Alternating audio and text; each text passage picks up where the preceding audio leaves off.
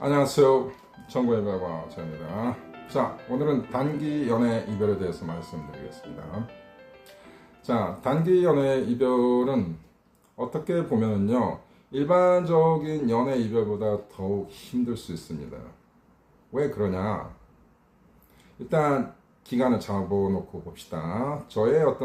제가 만든 어떤 수학적 기준입니다. 저는 6개월 미만의 이별을 단기 이별이라고 봅니다.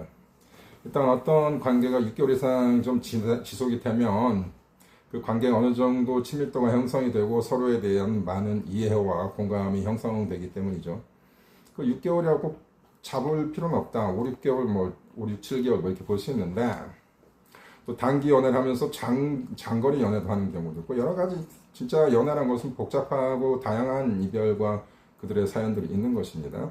자, 보편적으로 6개월 미만의 연애를 봅시다. 그리고 여러분이 어떤 식으로 그 연애를 했냐를 반드시 보셔야 합니다. 단기 연애를 제가 크게 두 가지로 나눕니다.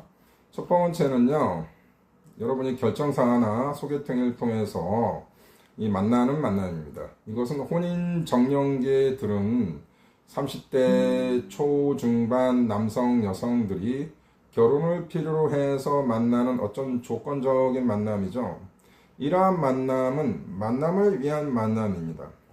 그러나 일반적인 단기 연애라기보다는 이 스파크가 생겨서 상대한테 강한 어떤 충동적 매력을 느껴서 연애가 지속하는 경우, 이 속된 얘기로 콩깍지가 꼈다고 하죠. 이게 진짜 연애거든요. 이런 식의 연애와는 굉장히 맥락이 틀립니다. 그래서 소위 말하는 상대한테 이성적으로 강한 매력을 느껴서 연애가 시발이 된 경우는요, 매우 짧은 연애이지만 깊은 단계까지 들어갈 수가 있습니다. 제가 결정사나 소개팅의 만남을 절대 비하하는 게 아닙니다. 결정사의 만남이란 것은 어떠한 그 단점과 위험성이 있냐, 이 상대의 외면적인 그리고 현실적인 여러 가지 조건들을 보고 서로 이게 상충을 하고 이해관계가 도모가 될 때 연애가 시작이 되거든요. 그러다 보면 인간적으로 그리고 인격적으로 성격적으로 가치관적으로 많이 틀리다는 걸 알게 되고, 또 이 신체의 관계를 통해서 본인이 생각했던 이상형이 아니라는 것을 뒤늦게 발견하고 이게 연애가 브레이크업 되는 경우가 굉장히 많다. 그래서 어떤 현상이 벌어지냐, 상대는 나와의 이별에 대해서 전혀 상실감이 없는데 본인만 이별의 상실감이 큰 경우가 많다.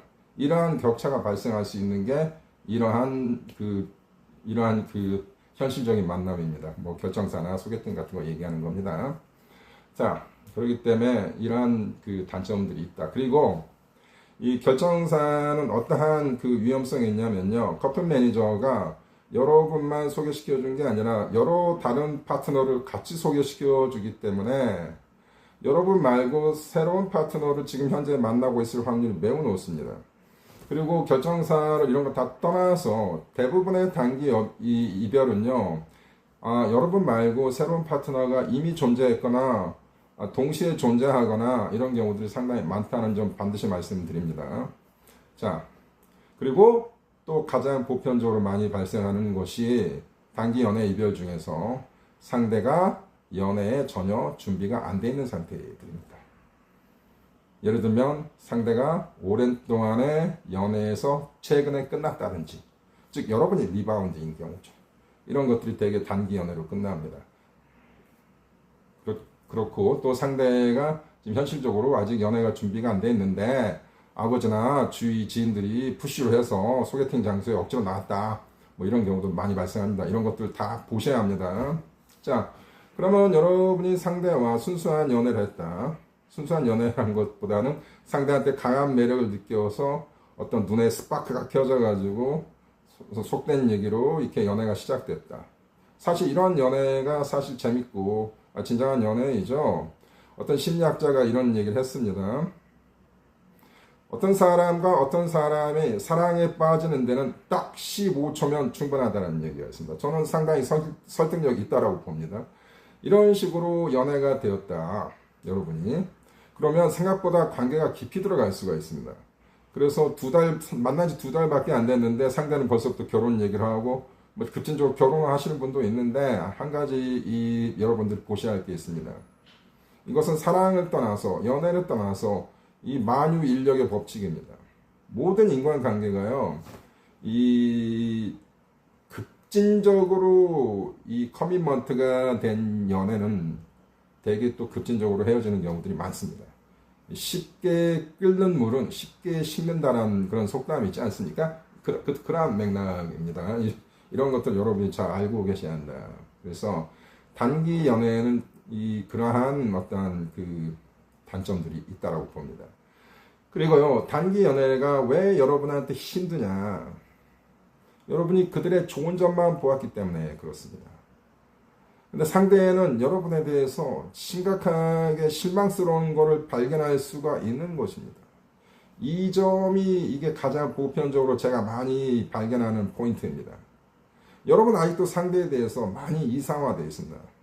상대는 굉장히 완벽한 사람으로 보일 수가 있습니다. 지금까지 상대의 단점을 발견을 못했기 때문이죠.